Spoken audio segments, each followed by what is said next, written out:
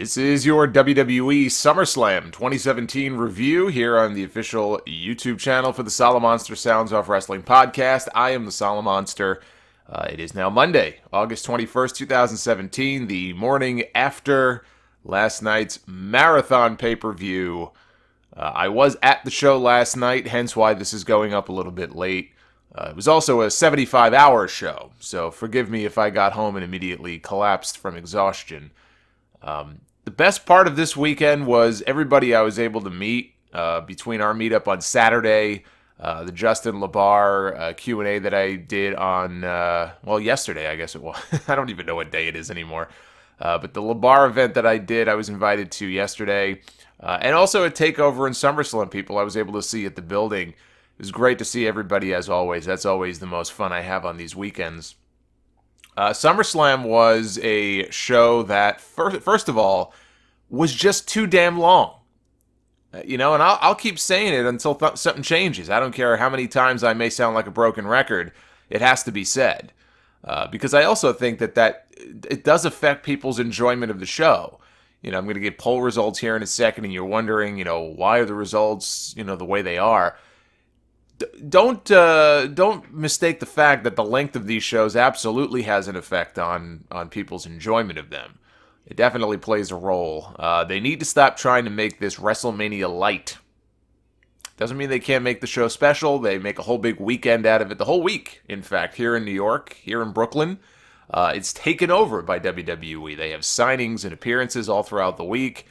They have 4 straight nights of shows from TakeOver to SummerSlam, Raw, and SmackDown. They invade the entire area, doing media on all the local TV stations. It's a big deal. But they turned this into WrestleMania Light. It is not WrestleMania. WrestleMania sometimes doesn't feel like WrestleMania. Making the show longer and longer doesn't make it any better. In fact, it actually makes it worse. As a show, it was very much a mixed bag. I'm not even going to compare it to the NXT show, point by point the night before, because that's just not fair. That show had 5 matches. It was 2 hours long. Didn't have a bad match on the entire show.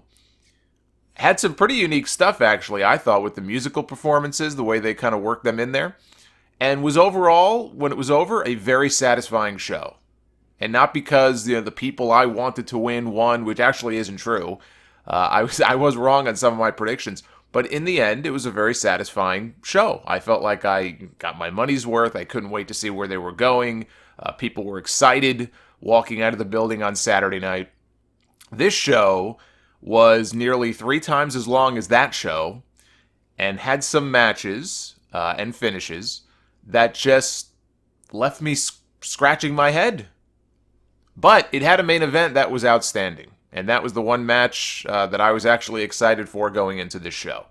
And it delivered. But the difference from Saturday to Sunday, being there both nights in the building, and I'd be curious to hear from you guys down in the comments section, those of you who were at both shows as well, if you feel the same way, the difference from one night to the next, 24 hours, was incredible in how different the two products felt. And that's not a bad thing to have two shows, 2 products under the WWE umbrella that feel that much different. It's kind of cool, actually. It almost feels like a separate entity. It almost feels like a separate promotion. And that's, like I said, that's not a bad thing, but the fact that it is so different is not also necessarily a good thing. Poll results. Let me run through this real quick here. I put a Twitter poll up last night. I checked it a little while ago. So it's only been, I don't even know, it hasn't even been a full 12 hours yet. Almost 3,000 votes in so far. It is a razor-thin margin. 49% thumbs up, 51% thumbs down. I want to start with this kickoff show. So I mentioned I was doing I was at the Justin LaBar event. It was at a bar a few blocks away from Barclays. I knew I was going to miss part of the pre-show, which I did. At least I had an excuse. But the point is, they turned this, again, into WrestleMania Light this year. And so the pre-show was 2 hours long, starting at 5 p.m.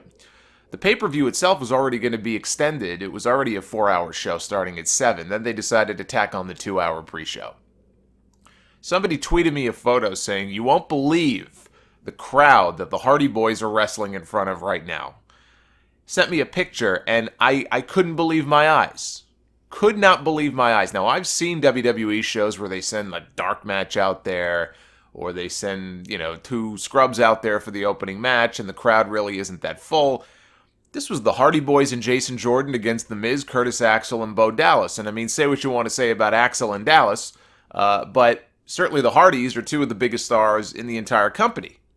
And I'm watching, or I'm looking, I should say, at this photo, and then other photos to make sure I wasn't looking at some kind of fake. And the building, to say the building looked empty is not really an exaggeration. The building was empty. All the front rows were empty, all sides, not just on one side or the other. I was very curious when I got home. I went and I just wanted to see how they shot this. And I don't think they ever used the hard cam, at least not for most of the match. They kept those camera views tight. They went with the ringside cameramen.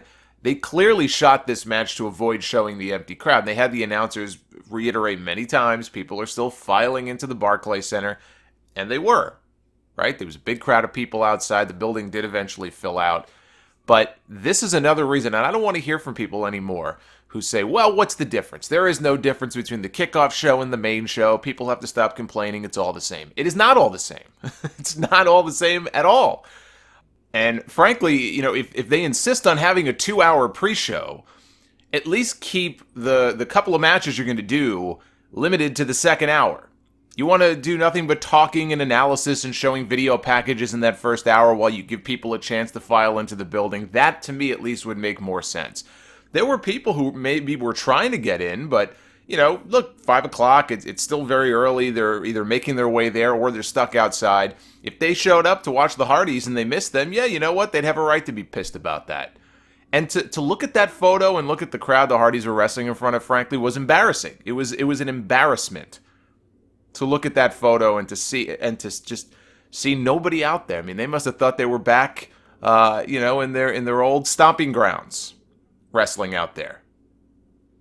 So that was quite the scene, and it wasn't any better for the match that came after that.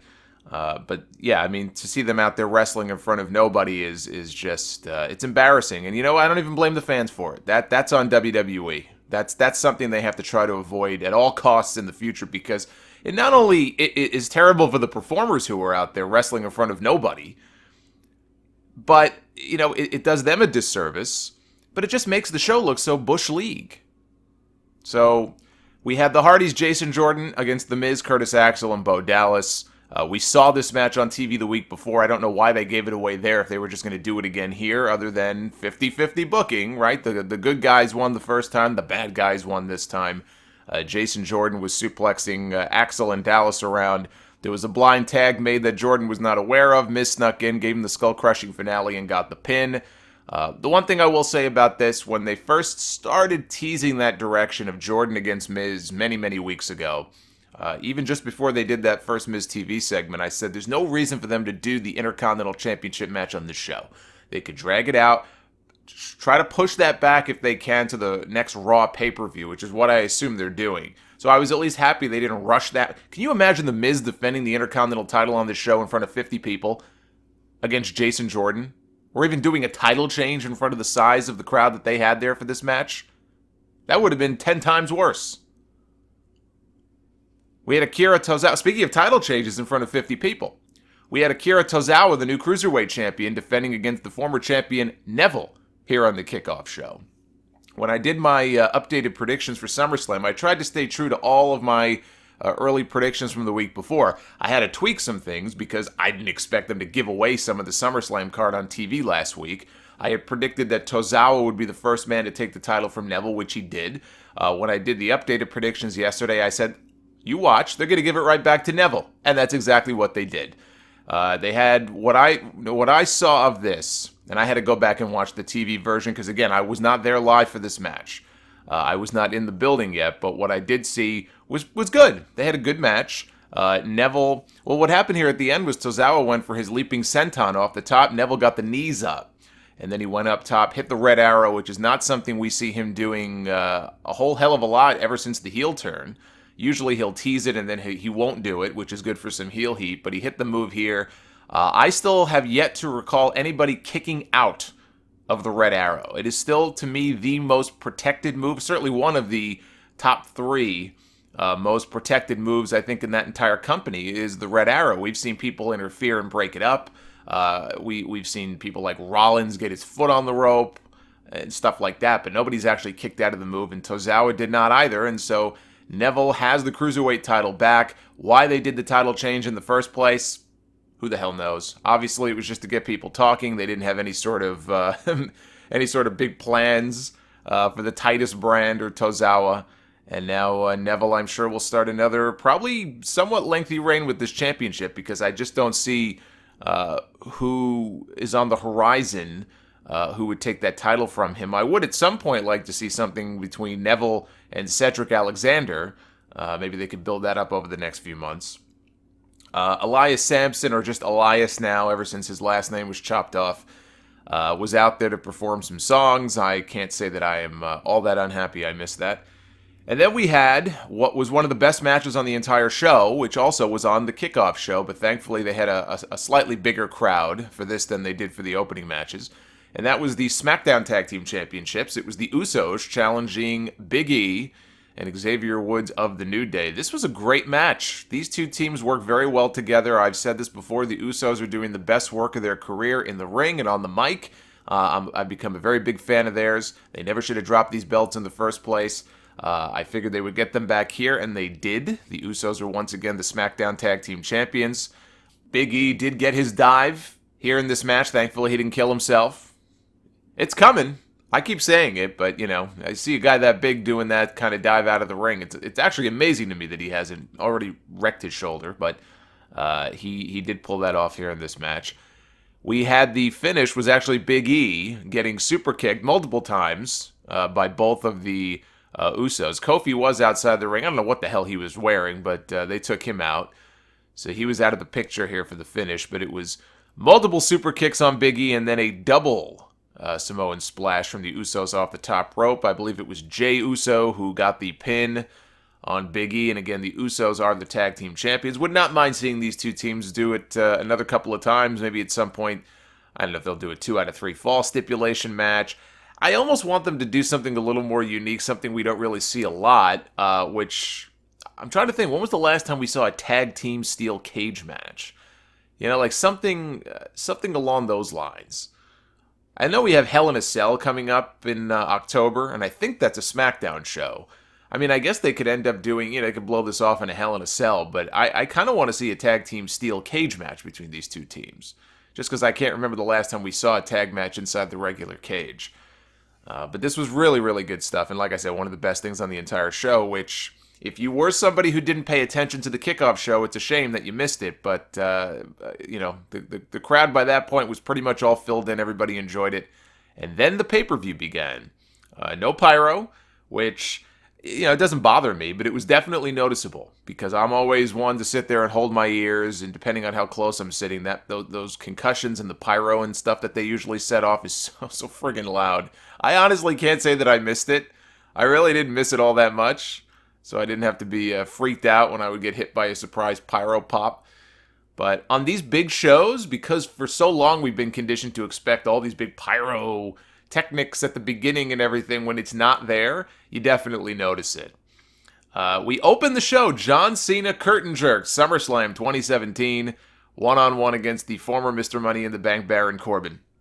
Baron Corbin was the subject of a lot of conversation this week. It was the subject of a lot of conversation when I did the event at 205th with Justin LeBar and JD yesterday. People asking, what do you think about Baron Corbin? Is he done? Is he buried? And my position going into the show was very simple. The word buried obviously gets thrown around a lot. It gets just absolutely abused by people. I try to avoid it as much as I can. And my position on Corbin was, I don't know why they did what they did other than just to shock people. I don't know that he did anything wrong or that he's in the doghouse. We have to wait until SummerSlam and see what they do. As long as he beats John Cena, and he beats John Cena convincingly, he'll be okay. Well, so much for that. We had John Cena and Baron Corbin. They had a very basic, boring match. Nothing special about it at all. I don't even know if the thing went 10 minutes. And John Cena beat Baron Corbin clean in the middle with one attitude adjustment. 1, 2, 3. And just like that, Baron Corbin, nice knowing you, pal. Nice knowing you. I don't know what to say about that. Clearly, there's something going on here. I don't know if it's something that he was tweeting stuff and kind of gotten some hot water for it. I don't know if we're going to find out in the next couple of days that Baron Corbin has been suspended for his first wellness violation. Something happened here. Something definitely is going on with Baron Corbin, because over the last week, he has been made to look just like a complete goof, from cashing in Money in the Bank in 10 seconds, if even 10 seconds, and failing on a distraction roll-up, to just losing clean like a jabron in the middle to John Cena. And John Cena's, to his credit, he's been putting people over. He just put Nakamura over. It's not like John Cena doesn't lose to people. You can't really make that argument anymore. In fact, on SummerSlam, at SummerSlam, he had not won a match before this since the Nexus debacle in 2010, which to me was the definition of a burial on that show.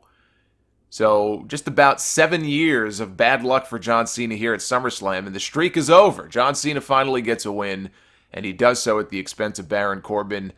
You can feel free to shovel some dirt on the poor guy. Maybe he'll be able to, crawl out of the hole, but there's definitely something going on with him now. There's no doubt in my mind. We had Naomi defending the SmackDown Women's Championship against Natalya for the SmackDown Women's Championship. This was actually a pretty good match. I didn't really have high expectations going into it. It's not, obviously Natalya is a very good wrestler. Maybe even as a wrestler, maybe one of the best they've got. Certainly on that SmackDown roster, she's near the top. But there was just nothing about the match going in that really excited me. This was not the match I would have done. But they ended up having a pretty good match. And to me, a very surprising finish. Surprising for a couple of reasons. Number one, Natalya just won clean in the middle with the sharpshooter. She got Naomi to tap out to the sharpshooter. That was surprising to me. And also, there was no attempted Money in the Bank cash-in by Carmella. They are saving it for maybe Tuesday night, maybe for another pay-per-view. They're going to save it for a rainy day. That's fine. You don't have to do the cash-in at SummerSlam. And actually, it kind of makes sense that she did not cash in at SummerSlam, because when Natalya won the championship, she was not hurt.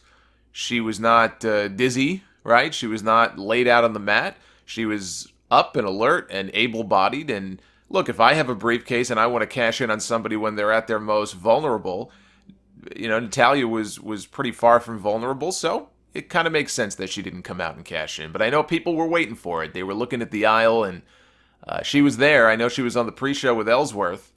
And I actually think had she cashed in and won the championship, given that she's from New York, she's the princess of Staten Island, I think it actually would have gotten a huge pop. But hey, Natalya gets the win. Good for her. I know Naomi was in tears after the match. Her tears did not appear to be glowing. So perhaps she's not as radioactive as I feared. I did forget to wear my hazmat suit last night from all the glow. We had the Big Show and Big Cass with Enzo Amore up in a shark cage. You talk about pre-show garbage. This should have been on the pre-show.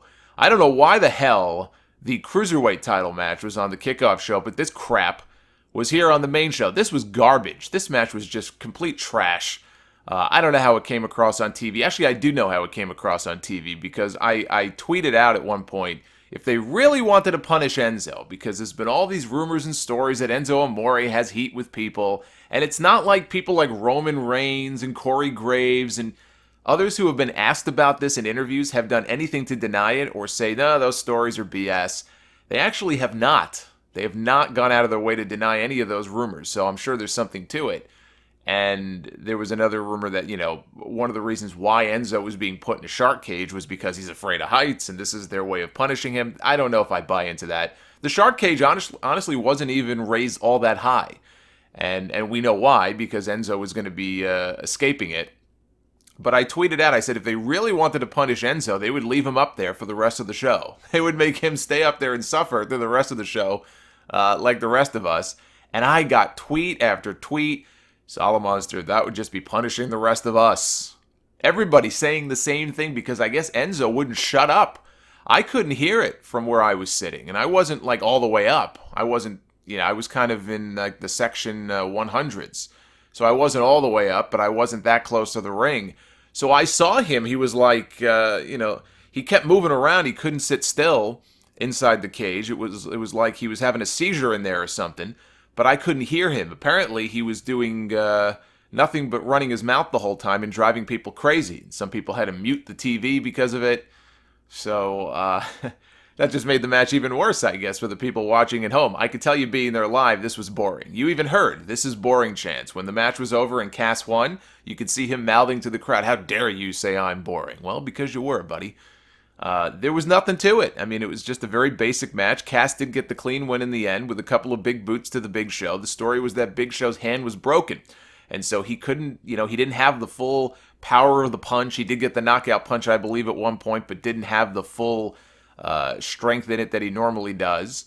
Enzo did. Now, this was amusing. I will say this. Enzo was somehow, because he's so friggin' tiny, was able to fit through the bars in the shark cage and escaped. And then he was dangling from the cage. As soon as he dropped down to the mat, Cass booted him in the face, because that's the new pastime in WWE. You watch every week to see Enzo get kicked in the face. This is about the 8th straight week, I think, that we've seen that. So he was a non-factor at that point. Enzo was a non-factor other than annoying the crap out of people, apparently. But yeah, Cass got a couple of big boots there at the end, and he got the win. And they're trying to make a new star out of him. I do think there's something there. I do think at some point he could be money. He'll get better over time. He got an incredible amount of heel heat on TV in Boston last week. I talked about that on the podcast yesterday on Raw last Monday. Couldn't even get a word out without people booing him. It was like Roman Reigns the night after WrestleMania this year. So there's something there with him. It's going to take a while. He's not there yet. But, you gotta take young guys like that and have the older guys put them over, and that's what they did here. But as a match, this sucked. This was terrible. Speaking of sucked and terrible, we had Randy Orton and Rusev. Now, you guys know that the match I wanted to see at SummerSlam was a rematch from SmackDown a few weeks ago between Rusev and Chad Gable. I liked that match a lot. I thought the two of them had really good chemistry together. I know Rusev got the clean win. There was really no, ambiguity about who won that match, but I wanted to see a rematch between those two. We got a rematch between them on SmackDown last week, if you could even call that a match. All it was Rusev just throwing Gable around for about 60 seconds or 90 seconds. Gable was just a job guy, a sacrificial lamb out there. I hated that. But they wanted to get Rusev over as a monster. They wanted to get Rusev over as this destroyer. Why? Looking at what they did here? No idea. He was anything but. He attacked Orton before the bell. He beat him around for a little bit. The bell hadn't even rung yet. Once they got in the ring and the referee called for the bell, Rusev came at him. Orton ducked, immediately hit an RKO and got the pin. I wish I would have timed this. If the actual match from bell to bell went 10 seconds, I'd be stunned. This didn't even go that long. I don't know if the show was running long. I'm inclined to think, again, there's rumors and stories that Rusev is not exactly in the good graces of those in the company. And I'll just say this much. I am a Rusev fan. I like him. I find him very entertaining. After watching this, my first thought was, if the stories are true about him being unhappy, and I have no doubt in my mind, not a shred of doubt that he is unhappy about the position he's in. I don't have to ask him. I don't have to know him. He cannot be happy in the position he's in right now. Now, are the rumors true that he asked for his release? I don't know. That was the story going around over the last few days. I hope he has. After looking at this match and what they did here, I hope he has asked for his release. I hope they give it to him, and I hope he goes somewhere else and he shoves it down their throat. The way that other people did, like McIntyre, who went away and now came back. Johnny Mundo, who I think has done very well for himself since leaving WWE. And you can probably find a couple of others who have done well too. Cody, I'd put Cody in that category too. I think he's done very well for himself since leaving as well. I hope that in 6 months or a year from now, we could put Rusev in that same category. And at some point, the bozos in charge here realize that, you know what, we could have done more with this guy. We could have done more with this guy. But I don't know what the hell's going on here. Somebody tweeted me, they're like, between this and what happened with Corbin in the opening match, it's like this show was one long buried alive match. You know what? It kind of was. But boy, you talk about just taking somebody and just throwing them in the scrap heap. That's what they did here. And I don't know how many times I can sit here and say, well, we really have to wait and just see what happens on TV. Because invariably what ends up happening, I feel like, is I end up looking like a dumbass. What I saw here was pretty declarative. So I was not a fan of this at all. If you're a Randy Orton fan, you loved it, right? RKO out of nowhere, big pop. People, all the Randy Orton fans cheered for the RKO. They're always going to cheer for the RKO. It's the most over move in the company. But what they did here to Rusev is, to me, it's inexcusable. But it's not, look, this was not shocking at all. I don't know, why I'm even all that upset. It's not like I didn't see this coming from a mile away. I said it weeks ago. Rusev came back from injury. The very first person he went up against was John Cena. And at that point, his fate was sealed. He already knew how that match was going to go. And it went exactly as you would have expected it to. So he comes back, he loses to John Cena. And this poor bastard, who's his next opponent at the next pay-per-view? Randy Orton. Randy Orton, the same Randy Orton who lost about 4 straight pay-per-views. Right? He won the championship at WrestleMania. He's been a loser on pay-per-view ever since. He lost to Bray Wyatt in the House of Horrors match. And he lost 3 straight pay-per-view matches to Jinder Mahal. You knew going into this show that Randy Orton was overdue for a win. This was a match between 2 guys that they had no plans for. They had no idea what to do with either one of them. Even Randy Orton, I'll say this was a waste of Randy Orton. If this is the best they could come up with for him, that's not saying much. But, Orton's a made man. Orton can win, Orton can lose, Orton can have a 10-second match, he can have an hour-long match. He's a made guy. He'll be fine no matter what. Rusev, not so much. But I knew going into the show what the outcome was going to be. I just didn't think it was going to be over in 8 seconds. We had Alexa Bliss and Sasha Banks for the Raw Women's Championship. I maintain that this should have been a Falls Count Anywhere in the Building match. Play off the fact that these two supposedly do not like each other. Like, legitimately do not like one another. They had a match of Great Balls of Fire last month, and Alexa walked out. Just walked out. Got counted out. Sasha won. It was a lame finish. In my mind, I'm using logic, and I've said this before. I know logic and common sense is not WWE's first language. They are not fluent in that language, so I kind of have to remind myself of this. But given that Alexa just willingly walked away to save her championship, it would have made sense to A, make sure that she couldn't do that this time, and B, just do something different and make the match a little more fun and a little more special. Make it a Falls Count Anywhere match. We haven't seen that many Falls Count Anywhere women's matches. We saw one on Raw, was it last year, I guess, with Sasha and Charlotte. That was a hell of a match.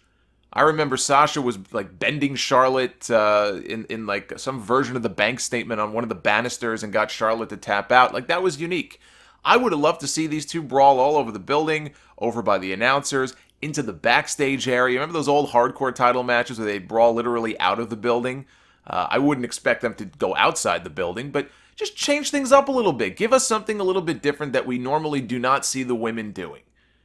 They didn't do it, so I think it was a missed opportunity. And again, it would have made total sense coming out of the Great Balls of Fire match, but the match they had here, as it was, I thought was good.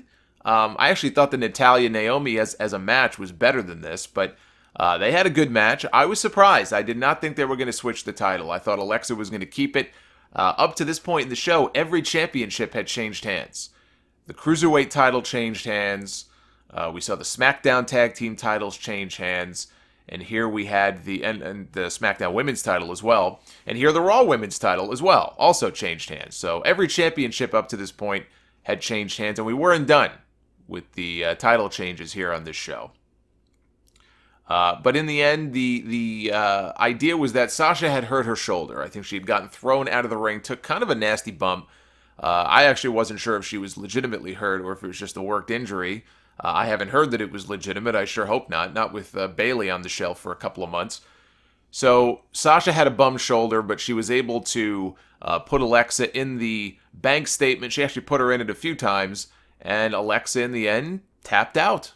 And I was surprised. I just, it was the right match to do. Originally, it was Bayley and Alexa, and I thought that was the wrong move to make because the match should have been Sasha, Alexa all along.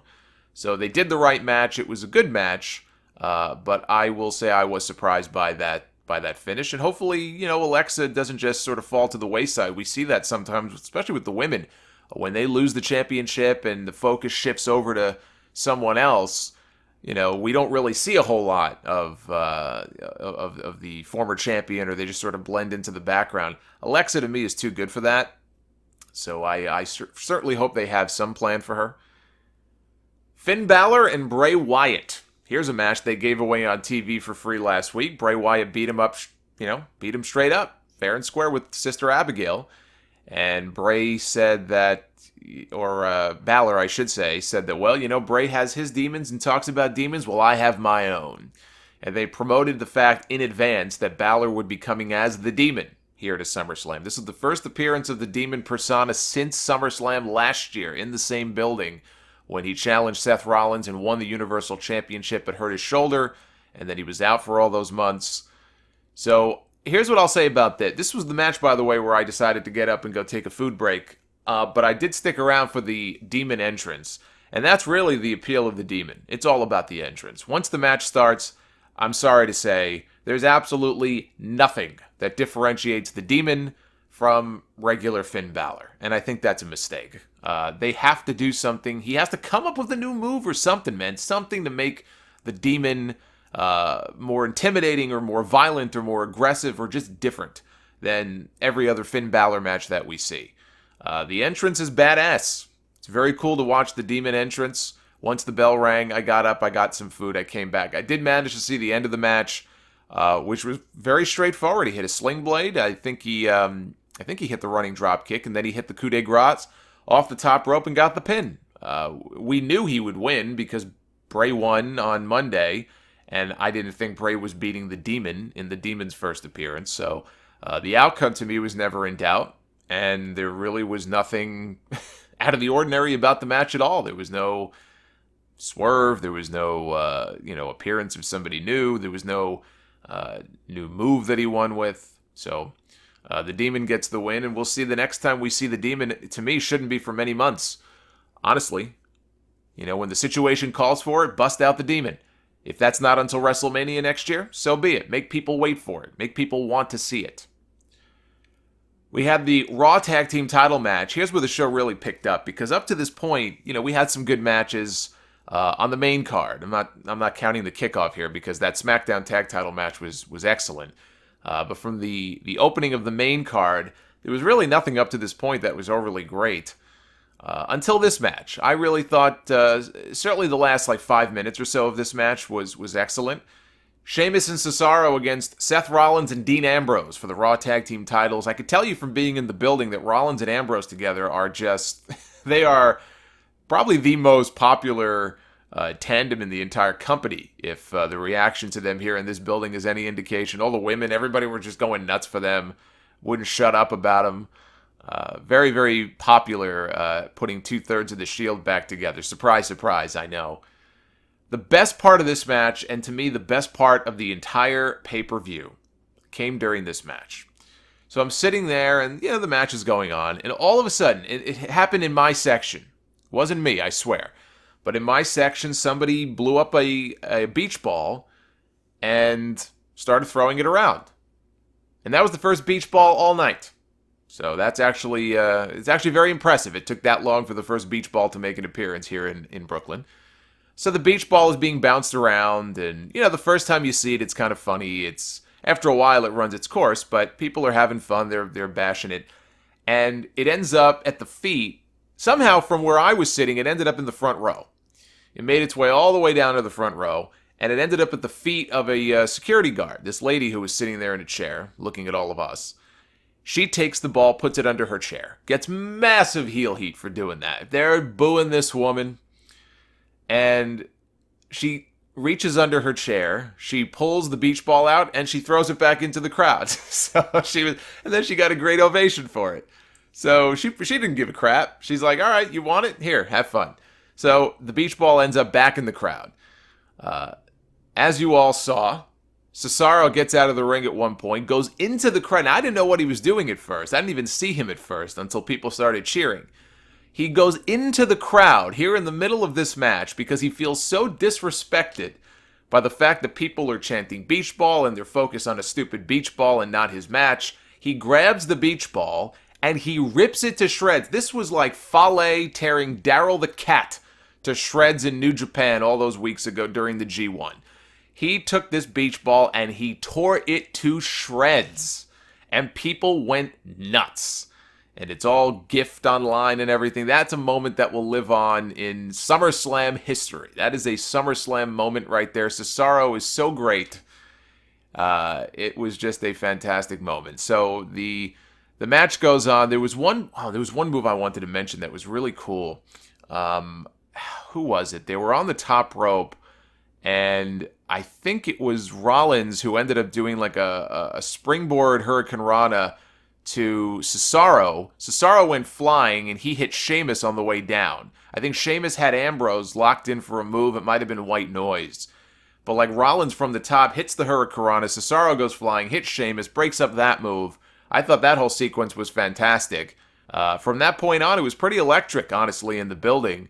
And in the end, it was Seth Rollins hitting Sheamus with his knee. Does he have a name for it now? I'm not even sure if he has a name for it, but it's his new knee strike finish. And that set up Ambrose to lock Sheamus in for Dirty Deeds, laid him out with Dirty Deeds, got the pin, place went crazy. And the Shield are now the Raw Tag Team Champion, or whatever they want to call it. They'll always be the Shield to me. As long as they're together, they are the Shield. And they are the new Raw Tag Team Champions. And now, to me, the only question is, when do you link Roman back up with them? Because let's be honest, it's going to happen at some point. It should happen. And it's only going to be a positive for Roman Reigns. Even if it's only a temporary thing, you know, they may boo initially, but as soon as that fist comes in and they do the three-way fist bump, people aren't booing the three-way fist bump. People are going to go crazy for it. And I actually think linking him back up, even if just loosely, I'm not saying Roman Reigns goes from being a singles main eventer to being a six-man tag team wrestler like he used to be. You can reunite the Shield and still let those guys do their own thing. They don't always have to come out together. They don't always have to wrestle together. So I think they should do it. I think they will do it. And I think it's going to be a big plus for Roman Reigns. You're never going to get everybody to cheer for him 100%. That's just not going to happen. It will never, ever happen. Unless you turn him heel. And then knowing wrestling fans, that's when they'll start cheering him. But it's coming. It's just a matter of when. And hopefully it's in time for them to do some kind of maybe a six-man match for Survivor Series. I don't know who they would face. I'm trying to think of who you could put them in there with. Maybe, you know, Balor and the Hardys, we've seen them team up a few times recently. Yeah, I don't know. I have to think about it. I mean, look, if it were up to me, I've said before, I would link up Balor with Anderson and Gallows, who really aren't doing much of anything. We know the three of them would love to probably work together. And you do some sort of, like, the Shield against the Club or some version of that at Survivor Series. I think that'd be a nice attraction for that show. But this was a lot of fun, and great finish, the right outcome, good stuff. AJ Styles and Kevin Owens for the United States Championship with Shane McMahon as the guest referee. This was the Shane McMahon show. This was all built around Shane and his interaction with them, and a couple of different times Owens got up in his face, and he shoved Kevin Owens, and Owens got rolled up and almost pinned, and they did a similar spot with AJ Styles where AJ got up in Shane's face, and I think Shane either slapped him or shoved him. So that happened a few different times. Shane, by the way, looked completely gassed by the end of this match. I mean, he was sucking wind. I don't know if that came across on TV or not. Not that he isn't in good shape, but it was very noticeable to me by the time this match was over. Just goes to show you, referees, they work just as hard in that ring. They bust their ass too. AJ Styles did retain the United States Championship. He did so after hitting a phenomenal forearm and a Styles Clash, although it didn't look great. At least when I looked up at the video screen and they showed the replay of it, it looked a little wonky there at the end. But he got the win, and it's very, very obvious. And I said, the next SmackDown pay-per-view, I said this weeks ago, it's going to be Kevin Owens against Shane McMahon. You watch. I would be stunned if that's not the direction they don't go in now, with Owens claiming that Shane screwed him, that Shane broke his promise, he was not an impartial referee, and it leads to a match between them at the next pay-per-view, which I think could be good. I mean, I don't know what it is. The first tease of Owens and Shane actually came last year. I think it was last year. When Owens was still on Raw. It was a very, simple, subtle thing. But I remember even back then thinking, hey, if they end up going in this direction, that's kind of a match I wouldn't mind seeing. I think an Owens-Shane brawl could actually be, maybe in the vein that Kurt Angle had with Shane back in 01, I think could be a lot of fun. But as I said, AJ Styles gets the win here. No real surprise. The match itself I thought was good. None of the matches between Styles and Owens have really blown me away. And they're two of the best on that roster. They go out there and they've had great matches with a whole lot of different people. I just never felt like the chemistry fully clicked between them, even in this match. Like some of the Styles clashes that he hit and some of the stuff we saw was a little off maybe. Still a good match, but nothing I'd say you have to go back and see. And then we got to the championship, man. By the way, AJ retaining at that point ended the streak of title changes here on this show. Title Change-a-mania ended at that point. We had Jinder Mahal against Shinsuke Nakamura for the WWE Championship. They had the violinist back to play Nakamura to the ring. It didn't look like the same guy. I feel like it was a different person they had this time doing it than it was when Nakamura first debuted on SmackDown. So people went crazy for Nakamura's entrance. Once the match started, and I've said this about pretty much every single Jinder Mahal match, every match he had with Randy Orton, every match I've seen of his since winning the WWE Championship, nothing special. Nothing special. Nothing that would warrant him being in pay-per-view main events wrestling for the championship. I'm sorry. Even if you're a Jinder fan, I'm a Jinder fan. I interviewed Jinder the other day. He was as cool as could be. He really won me over, I have to say. Doesn't change my opinion, though, that he should not be the WWE champion right now. I would have changed the title to Nakamura. They did not. Not only did they not change the championship here in this match, he pinned Shinsuke Nakamura in the middle 1, 2, 3. Now, granted, you had the Singh brothers get involved in the match, and the logic here was a little flawed. Nakamura pulled one of the Singh brothers into the ring, which is fine. The other Singh brother, though, he came in and he went to throw a punch at Nakamura, which should be a disqualification. Thankfully, the referee showed some leniency. That would have been a really lame finish, but not really that much different than the lame finish we got. So the Singh brothers ran in. Nakamura hit a couple of Kinshasas on them. Jinder snuck up from behind Nakamura, put him in the Kalash, which is one of the worst finishing moves in all of wrestling. If Jinder is going to be in main events for many more months to come, he must find a different finisher. It is a terrible, terrible looking finishing move, especially for the WWE champion. But he hits the Kalash and he pins him. 1, 2, 3, just like that. So yet again on interference from the Singh brothers with a crappy finishing move. Jinder Mahal retains the WWE Championship. His reign continues. And I don't know what to say. I think I went from being shocked at the finish, or the way they did it, to angry, briefly, to just kind of laughing about it in the span of about 60 seconds. What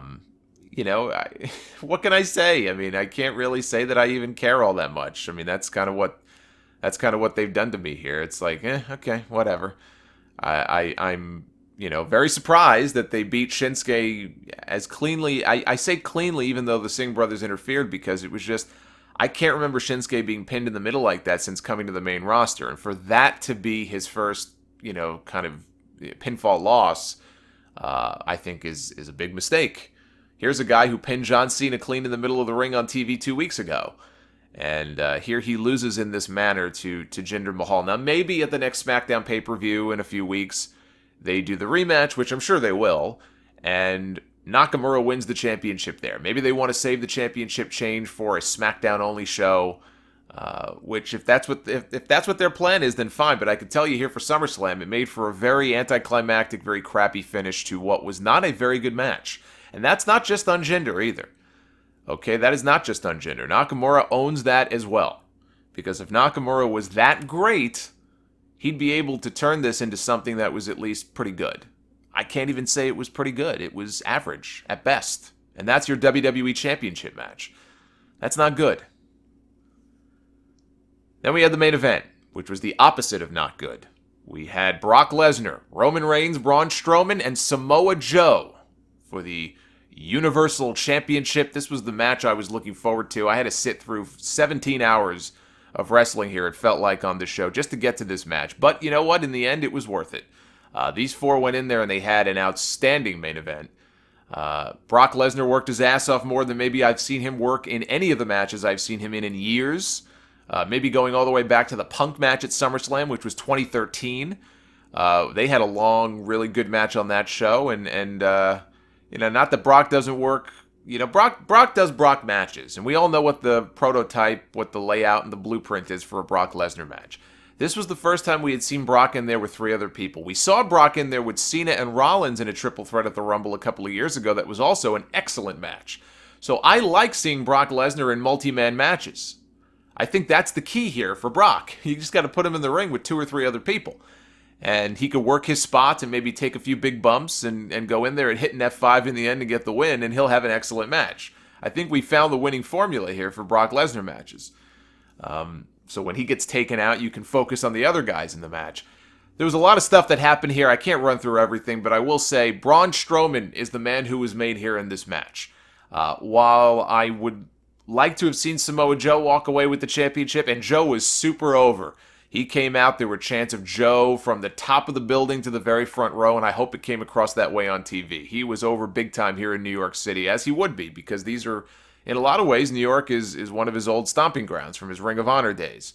So people here are very familiar with him. In fact, the first time I ever saw Samoa Joe live in person was at a Ring of Honor show in 2007 in a ballroom at the New Yorker Hotel. That was the match, some of you guys know, where he did one of his dives out of the ring into the crowd.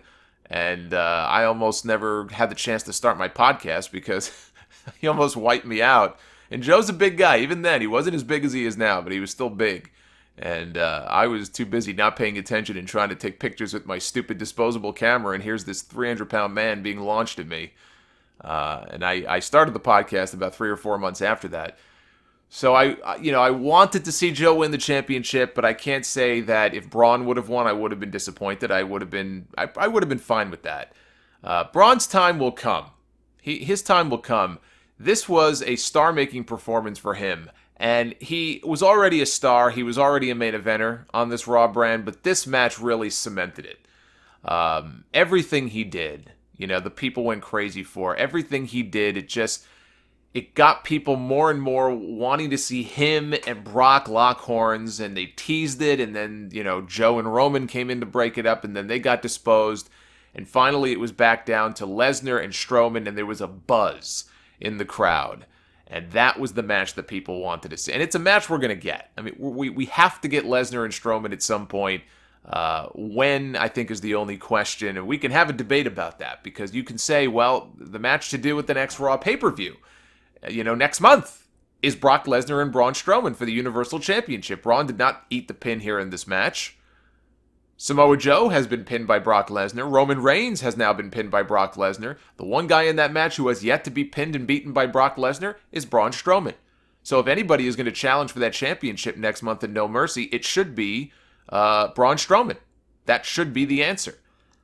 Part of me wants to see if they can hold off until WrestleMania, but WrestleMania is a long time away. A lot can happen between now and WrestleMania. They could do it. And I think that would be a WrestleMania-worthy main event. To have those two big bulls in the ring, like second coming of Hogan Andre in the ring, face-to-face. I mean, two big bulls going at it. I wouldn't mind seeing that. But, selfishly, I'd like to see it next month at No Mercy. And frankly, I'd like to see Braun win the championship, but that's me. But this was a total star-making performance. He put Brock Lesnar through a couple of different tables. He took the other announce table at ringside and flipped it over, turned it over onto Brock. Roman Reigns and Braun went at it, and now Braun had thrown, with ease I might add, the steel steps into the ring. So after he laid out Lesnar outside the ring, Lesnar is just buried under a giant table. They brought out the backboard. They carried Brock out on basically a stretcher. And you knew that Brock was either going to fight his way off that stretcher, or he was going to go to the back and eventually make the valiant comeback, which is exactly what happened. But when they took Brock away, it came down briefly to Strowman and Roman, who have great chemistry, and they've had great matches, and I like seeing those two work together. After throwing the steps into the ring with ease, though, Roman had been able to pick them up, and it's like Roman had trouble picking the steps up, and then the first time he hit Strowman with them, he hit him with, like, the edge of the steps, and, like, Strowman got cut open on the side of his head. I saw he was bleeding. I knew right away when I saw blood exactly what it was from. It was from that errant shot with the steps by Roman. That was all on Roman Reigns. So they went at it for a while. Joe would come in, and Joe would lock in the choke. He locked in the choke, actually, on Roman. He locked it in on Brock. When Brock came back, Brock did eventually come back down to the ring. He marched down to the ring. Strowman was standing there. Brock took him down immediately with a spear, started grounding and pounding him. People were cheering Lesnar, whereas before they had been cheering Strowman. When they finally do that match, I'm telling you right now, they're going to blow the roof off that place. They're going to tear up that entire ringside area. There may be no survivors left when we get that match between Brock Lesnar and Braun Strowman. But make no mistake about it, that is the match that people want to see. And if I just fast forward here to the end of the match, we saw, Brock hit German suplexes on Roman. We saw Brock hit German suplexes on Joe, who I felt bad for because every time Joe would take that suplex, he would land on his shoulder. And that looked like it sucked. So hopefully he's okay. I think he's had shoulder problems before. But notice, the one person who did not eat a suplex from Brock Lesnar in this match was Braun Strowman. So again, everything is perfectly set up for the eventual singles match. They didn't really give all that much away here on the show. What they did was they got Strowman over as a monster. We already knew what Brock is all about. We already knew Brock was a monster. Brock's a made guy. You don't have to get him over. But they got Strowman over as being a legitimate threat to Lesnar and his championship more than any other person on that roster, because Joe's already been beaten. So you can't even really say that he's much of a threat because he's already lost. What kind of threat is he? But Strowman is the one guy who is the wild card in here, who you look at and you think this is the guy who could take that championship from Brock. He's taller than Brock. He's bigger than Brock. He laid Brock out here in this match. He would just keep dishing it and dishing it.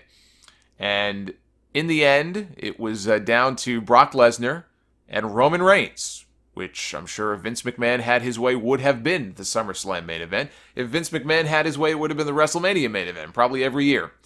So they're going at it, and he's hitting Superman punch after Superman punch. How many freaking Superman punches can one guy hit in a match? My God, enough with the Superman punches. Talk about overexposing a move. My God, enough already. So he hit about 15,000 Superman punches. And by the way, is it really a Superman punch if you have to hit 15,000 of them for them to really knock anybody down or have a real effect? If you can't even win with the friggin' move, what's so super about it? It's a friggin' punch. There ain't nothing super about that Superman punch, not anymore. Brock caught him coming in. I think he was going for yet another Superman punch, and Brock caught him, hit him with an F5, and he pinned Roman Reigns, of all people. Of all the guys in this match that could have been pinned, I was surprised to see Roman Reigns be the one to eat the pin. Some people I've seen online saying, well, that sets up Roman and Brock for WrestleMania next year. And I'm just sitting here scratching my head like, excuse me? Really? Because I came out of this thinking I don't have a need now to see Brock Lesnar and Roman Reigns at WrestleMania next year. That would be a mistake to do that match at WrestleMania. That is not the match that people want to see. People do not want to see Roman Reigns go in there and be the man to slay the beast and take the championship at WrestleMania. And now that we've seen Roman get pinned, now granted, yes, it was a multi-man match, but so what? He was in there by himself with Brock. He got F5'd. He got pinned straight up. If anything, I have no need to see them at WrestleMania. The match I want to see is Brock Lesnar and Braun Strowman. Now, they could do it at the next pay-per-view. They could very easily set up a double main event. They could set up Brock and Braun for the Universal Championship, and they can set up Samoa Joe and John Cena. I'd like to see Joe be Cena's first opponent, because Cena's supposed to be on Raw tonight. You guys will probably know by the time some of you listen to this, because Raw will probably already be in the books. I think John Cena is supposed to be on the show tonight. He is definitely scheduled for the next Raw pay-per-view. So the only question is, who does he wrestle from the Raw roster? I hope it's Joe. And you could set those two matches up for No Mercy. You got one hell of a double main event right there. That's a pretty big double bill for the No Mercy card if that's the direction that they want to go in. But I came out of this not thinking, man, I can't wait to see Brock Lesnar and Roman Reigns at WrestleMania next year. I came out of this thinking I can't wait to see Brock Lesnar and Braun Strowman, and let Roman go do something with the Shield. Let Roman go do whatever the hell Roman wants to do. I don't hate Roman, but I really don't have any interest in seeing that match as my WrestleMania main event next year. So, if some people felt the opposite, then I'd love to hear why. The only thing I could think is, you can look at this if you want to, almost as a Lex, and it's funny I even mentioned Lex Luger's name because I've had people ask me this question, is like Roman Reigns the modern day Lex Luger? And I remember answering that question and saying, in some ways, yes, but I also think that's kind of an insult to Roman Reigns, because Roman Reigns is a better wrestler than Lex Luger. You will never convince me that Lex Luger is a better wrestler than Roman Reigns. Roman is actually better than most people, I think, give him credit for. But there are a lot of similarities you can draw between the two of them and between their push. And if you think back to 1993, right? Luger got the big push. They put him on a bus. They sent him all over the country. He was going in there to defend America against Yokozuna in the SummerSlam main event and win the championship. And what happened? He knocked him out. Yoko fell out of the ring. He won by countout. And they celebrated like this guy was the champion. And even at whatever age I would have been, 10 years old or whatever the hell I would have been at that point, 10 or 11 or 12, even then I'm thinking, God, this guy is stupid. What the hell is he celebrating for? He didn't win anything. He didn't win the championship. Even I'm, old enough to realize that you got to pin the guy. You can't win the championship on a countout, but they got confetti coming down. They got balloons coming down. They got the Steiner brothers and Tatanka and the Macho Men out there with Luger on their shoulders. What an idiot. But as I would come to, realize years later, the idea was that, well, we want to save. We want to, and I think Bruce Pritchard might have said this on one of his podcasts because he was working there at the time. It wasn't that Luger was, they soured on Luger or anything like that. Vince McMahon decided, you know what, I want Luger to win the championship at WrestleMania the following year. Well, like I said before, a lot can happen in those 8 or 9 months between SummerSlam and WrestleMania. So by the time they're at the beginning of 94, people don't want to see Lex Luger as the champion. They want Bret Hart. And to WWE's credit, this was at a time when they actually paid attention to what the people wanted, and they went with Bret Hart as the face of their new generation era, and he won the championship at WrestleMania and not Lex Luger. So you can look at it from a similar perspective here and say, well, Roman got pinned. It was not one-on-one. It was a four-way. But he did get pinned here. But, he's gonna work his way back up. And the story is that he's going to fight his way into the title picture. He'll come right back and meet, Brock at WrestleMania. And he'll get the big win at WrestleMania next year with the pyro and the confetti and everything else like Vince had once dreamed about for Lex Luger. And I'll tell you right now, I think by the time WrestleMania rolls around next year, it's going to be the same exact situation. Not that they've soured on Roman, but a lot can happen, plans change, and it's going to be somebody else in that spot. It's going to be somebody else, whether it's Braun or whoever, in that main event, wrestling Brock Lesnar for the championship. So, we'll see. We'll find out if that's what happens. What'll be interesting to follow this week as well, there's been a lot of rumors of potential call-ups from NXT. Maybe they're going to do another superstar shakeup in the next few weeks. Maybe they won't even wait that long, and we may see some new faces on TV as early as tonight or tomorrow night in the Barclays Center. I think after this weekend, it's pretty obvious that Bobby Roode is on his way up. I'd be stunned if we didn't see him soon on Raw or SmackDown. The Authors of Pain. I threw out in my NXT TakeOver review on the podcast yesterday, Aleister Black. Don't be surprised if they waste no time in getting Aleister Black up very, very soon to that main roster. I know he hasn't spent a lot of time in NXT, but there are people who have passed through NXT and have gone to the main roster very shortly. Even Kevin Owens is a great example. I don't think Kevin Owens spent that much time in NXT, whereas Sami Zayn was down there for like 3 years. Finn Balor was there for like 2 or 3 years, I feel like. Aleister Black is a guy who has that, he's got it, whatever it is. And with the entrance and everything, that's main roster stuff there, man. I mean, that guy cannot be toiling in front of a Full Sail crowd for very long. You got to get him on TV. I think Raw or SmackDown can use a guy like him, and I think Vince probably would look at him and say, hey, when can I have him? So don't be surprised if you see him on TV very soon as well. But we'll find out tonight and tomorrow night on SmackDown if we have any new faces. Shelton Benjamin, who's re-signed with the company now. We'll find out. They are back at the Barclays Center for Raw tonight. SmackDown again tomorrow. That's 4 straight nights of WWE at the Barclays Center. I will not be there.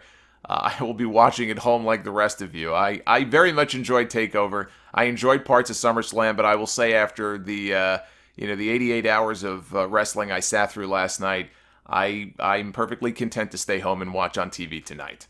Overall, SummerSlam to me, very much a mixed bag. Not one of the better SummerSlam shows that I've seen. If I had to give it a score out of 10, honestly, overall, this SummerSlam show, I think I'd probably go somewhere around 5, probably.